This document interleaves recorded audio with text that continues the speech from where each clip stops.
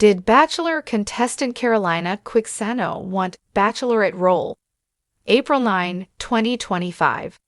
Hello, everyone. Welcome to my channel, Bachelor Nation news fans. Bachelor contestant Carolina Quixano went from frontrunner to villain rather quickly in Ellis season. Fans were shocked to see the turn of events for her. Now that the season is over, she's making media rounds and sharing her side of the story. She appeared on the Dear Shandy podcast this week where she opened up about a lot that went down. She also dished on whether or not she had her eye on being the Bachelorette. What did she share? Keep reading to get all the details. Bachelor contestant Carolina Quixano reveals if she thought about Bachelorette. Did Bachelor contestant Carolina Quixano have her eye on being the next Bachelorette? This is one of the many questions she was asked on the latest episode of the Dear Shandy podcast. While Carolina started out as a huge frontrunner, she quickly became the villain. Before things went south for her, did she consider the possibility of being the next Bachelorette? Carolina revealed to Charlene Joint and her husband Andy that it was something she considered. The podcast hosts noted that throughout their early recaps of Ellis season, they predicted that Carolina would be the next Bachelorette. They said she had the looks and personality to make a good lead. Carolina revealed that she did think it was a possibility after she was eliminated. During her time with Grant, she was really focused on him and that relationship. She said there were some things she couldn't go into, but yeah, it was a possibility. She also shared that just like everyone else, she was shocked when she found out The Bachelorette was being paused. Carolina did not know before it was announced that this season wasn't going to happen. Do you think Carolina would have made a good lead on The Bachelorette? What else did Carolina say about her time on the show? Carolina Quixano also revealed that she really believed that she and Ligia were going to be the final two. She felt very blindsided by the things Ellis told her on The Bachelor. She felt the things he said gave her assurance that their connection was real and she was not going home. He talked to her about hometown dates and even fantasy suite dates. They seemed to be on the same page, and she even said they quickly became best friends. It was easy and fun to be with him. However, things took a turn when she became the villain in the house. It seemed most of the women turned on her, and she really doesn't understand why. They were upset over her voicing that she needed to get to know him better before she would accept a proposal. It was pointed out that some of the women seemed to be obsessed with him before they ever even appeared on the show. What do you think about Carolina revealing that she seemingly was in the running for the next Bachelorette? Do you think she would have made a good one? Stay tuned for more updates. Carolina made her mark from the very first episode. Wearing a hot pink jumpsuit instead of a traditional gown, she confidently strode up to Grant and greeted him with a simple, "You'll remember me." She was right. Not only did Grant remember her, but so did every viewer at home. Fans flooded social media. Carolina for Bachelorette, if this doesn't work out. Obsessed with Carolina. That's it. That's the post. She's giving main character energy. And main character she was. Carolina received the group date rose more than once, was regularly praised by Grant for being real, and seemed to have a solid trajectory to the final three. But according to a former producer, that wasn't what she was aiming for. She was strategic, the source revealed. Carolina knew how to work the cameras, how to be vulnerable just enough, and how to stay out of drama while being the center of attention. It was impressive. But there were whispers. She didn't want to marry Grant. She wanted to be the Bachelorette. Chapter 2. Subtle Sabotage. Around episode 6, fans noticed something strange. While Carolina continued to charm Grant, she never opened up about her past, something nearly every lead demands from the contestants. Instead, she'd pivot the conversation, make a clever joke, or turn the attention back on Grant. This didn't go unnoticed. "She's deflecting," one Reddit user commented. "She's giving producer favorite, not wife material." Another fan theorized. She's keeping her story arc clean. No messy exes, no emotional trauma. That's textbook Bachelorette prep. Then came the date. Grant and Carolina shared a one-on-one in Costa Rica. The date was romantic, a helicopter ride followed by a private waterfall picnic. Carolina looked flawless, but when Grant asked about her readiness for marriage, she hesitated. "I want to find the right person, but I also want to be sure we're aligned," she said carefully. To some, it was cautious, to others, calculated. Chapter 3. The PMR-Ducier Connection. Insiders now say Carolina had been very friendly with key producers throughout filming. A few even claimed she'd expressed interest in helping elevate the franchise. She talked about being passionate about representing Latinas in reality TV, a crew member told Reality Roundtable. She said she wanted to make history, and we all got the sense she didn't just mean as a contestant. There were moments during filming when Carolina was reportedly spotted off-camera chatting with showrunner Casey Dillard, a man known for his influence on casting. "They liked her," said another source. "She was smart, composed, and always gave them gold. She made their jobs easier." Chapter 4. When the other jurors caught on. By week 7, the vibes in the house shifted. Carolina, once beloved by many of the women, became distant.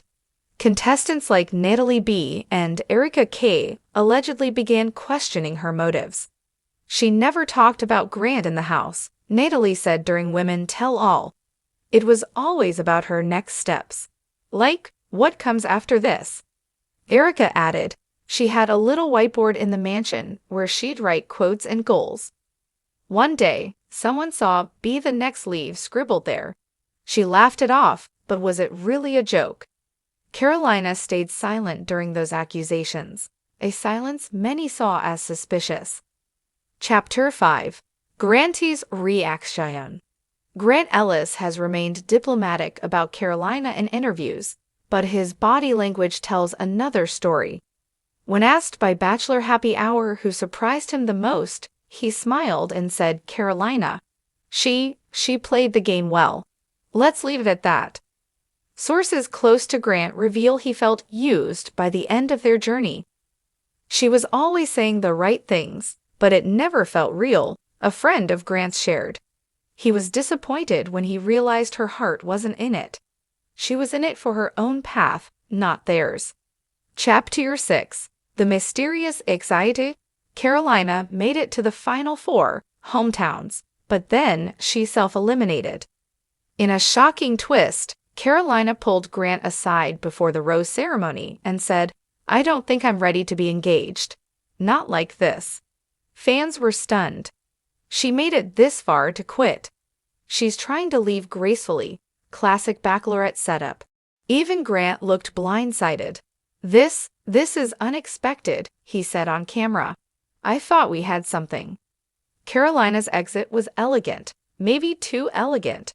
She cried, but not too much. She left a note for Grant thanking him for helping her find clarity, and then she was gone. Chapter 7. The Rebrand begins. Following the finale, Carolina's Instagram underwent a subtle rebrand. Gone were the selfies with Bachelor castmates. In came the inspirational quotes, travel photography, and captions about independent journeys and choosing yourself.